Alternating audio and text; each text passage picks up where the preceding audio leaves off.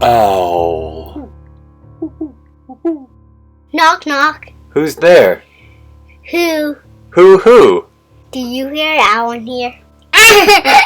Alright, my animal friends, welcome back. For all those unfamiliar with these videos, what I do is I go into meditation and I call upon an animal to provide a message. And once I have a short conversation with the animal, then I go ahead and carve it out of ice, and then I dive in a little deeper with that message that was brought forth. And so this one's pretty fun because this is an animal that has visited me many times in the past, and this one was the owl.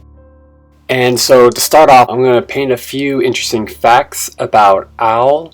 So here's some things about owl that I found really fascinating and unique, such as their eyes are not spheres, but they're actually tubular shaped, more like binoculars. So they are very, very good at seeing very far away with good depth perception. However, they're not very nearsighted. And because of their square-shaped eyes, they cannot turn their eyes in their sockets, so they have to move their head. And so they can actually twist their head up to 270 degrees. Also, what's interesting about eyes is that they happen to have the best night vision of any animal in this world that we know of at the moment. And owls also have asymmetrical ears. One is a little larger than the other, and because of this, their sound perception is greater. And their faces are flat, and they're actually more of like a satellite or a disc shape, and what this is meant to do is to help take in the sounds and funnel it into the ears. What do you call an owl that has carrots in its ears? I'm not sure. Anything it wants because it can't hear.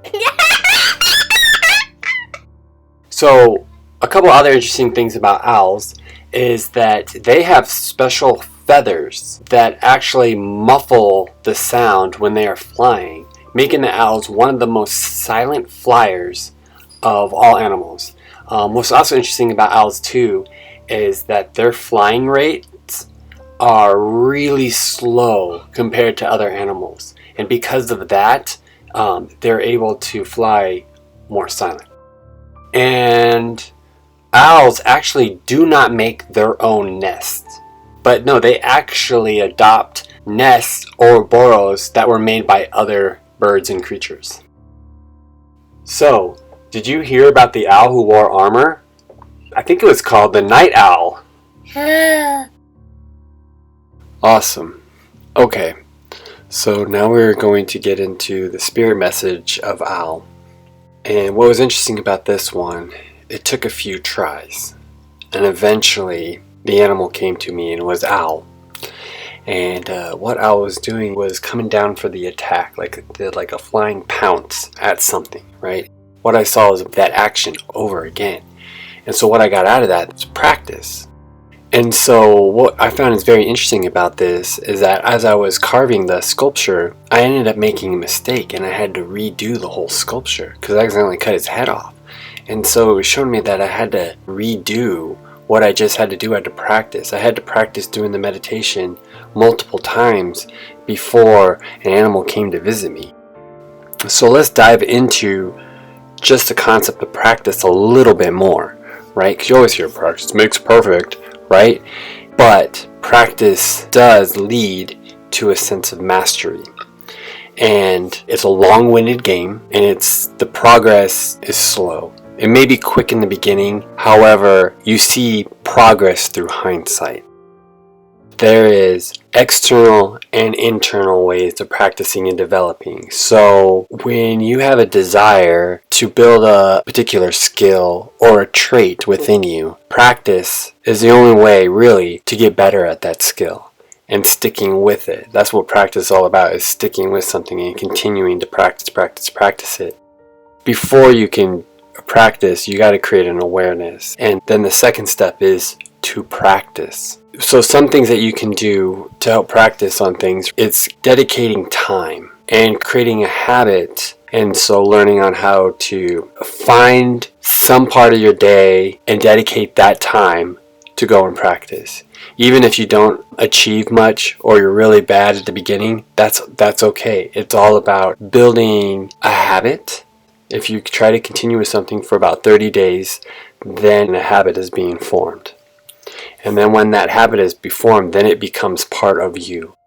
If we're going to go more internal, very personal, these are things that happen all the time. These are things that can happen at any moment. And for example, I want to learn to worry less.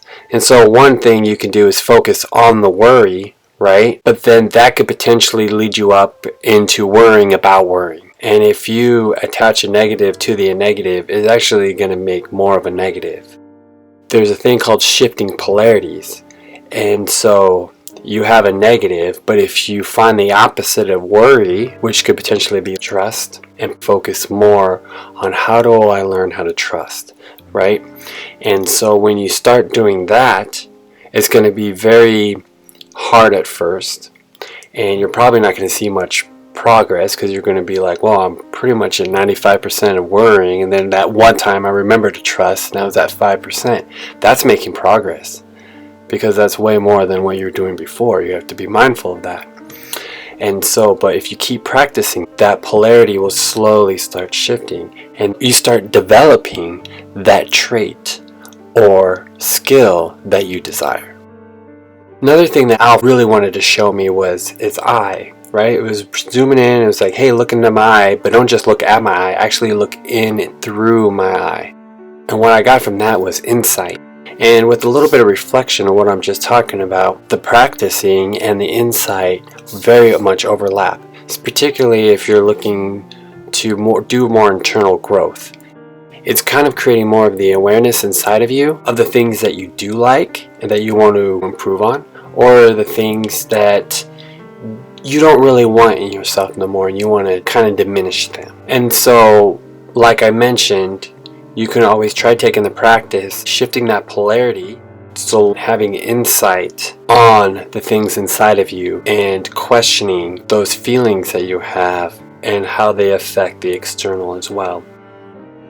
Another message that I wanted to share, the sense of timing and the concept of divine timing. And what divine timing is that when you put an intention out there or you start developing things, or behaviors, or getting into something, right? These elements will come in to you at a particular time when you're ready for it. And so just know that timing is on your side. Also, are you having the insight to look inside yourself and shifting things that need to be done to improve onto your desire? Sometimes when you're on your journey to practice, be aware of the timings, right? So if you've been doing something long enough, and what I mean by long enough, I'm talking in about in a sense of years in a way, right? Reflect back of certain events in your life that has propelled you, and they could be challenges or obstacles, but that you have overcome, that made you stronger, that moved you forward, that created certain awarenesses of those, right? When you find certain pinpoints like that, those are the timing moments. And when you become a little bit more aware of those timing moments out there, then you would become more aware when certain timing moments are being presented to you, and you can see them as challenges to accelerate those desires you wish to improve on. So, every animal that steps forward, I asked Al, please provide me with one message you would like me to share with all my listeners. And Al said, give. What I'm getting at a give, it's a way to show compassion. There are multiple ways to give, of course, right? By giving of gifts, by giving of your time, of giving of your attention, and giving of your talents, right? Giving of some of your resources.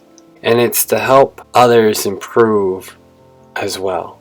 We're all in this together, really. And by giving, you are also receiving yourself. It is very, very important not to give too much and then not giving any to themselves, and they're robbing themselves from themselves. What's great about a little act of giving inspires the receiver to also give too, and it can be a trickle effect. And everybody can give. Even if you have no money or no resources, you can still give. What do you have an abundance of that you can give? And it's all appreciated. Maybe not for everybody, but just to the ones who are willing to receive or would love to receive. Thank you. That was very gentle. But fierce at the same time. Awesome. Thank you. Thank you so much for taking the time to listening to the message from Al. I really appreciate it. Please like and subscribe this video if you enjoy it. That would be nice. And stay tuned for more of these spirit animal videos. Thank you. Knock knock. Who's there? Baby owl. Baby Al who? Baby owl, see you later. Knock knock, you did. Be owl you.